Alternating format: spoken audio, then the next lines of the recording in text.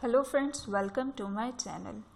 Friends, अपनी इस video को स्टार्ट करने से पहले मैं नए आने वाले यूज़र से रिक्वेस्ट करूंगी कि वो हमारे चैनल को सब्सक्राइब करके बेल आइकॉन के बटन को जल्दी से प्रेस कर दें।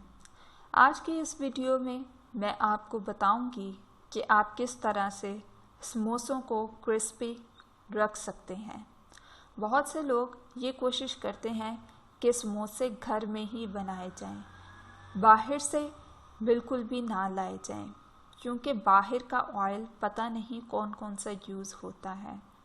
सो दोस्तों, आज मैं इस वीडियो में आप लोगों को बताऊंगी एक ऐसी टिप जिसकी मदद से आप समोसों से ऑयल भी ख़त्म कर सकते हैं और आपके समोसे जो हैं वो क्रिस्पी ही रहेंगे।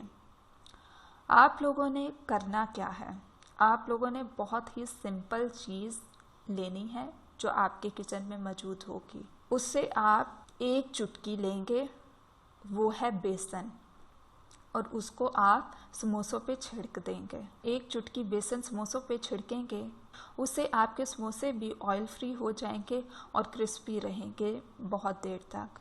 सो दोस्तों, ये थी हमारी बहुत ही छोटी सी और इफ़ेक्टिव सी टिप। मज़ीद वीडियोस के लिए हमारे चैनल को सब्सक्राइब करके बेल आइकॉन के बटन को आप लोग तो बिल्कुल भी प्रेस करना ना भूलें।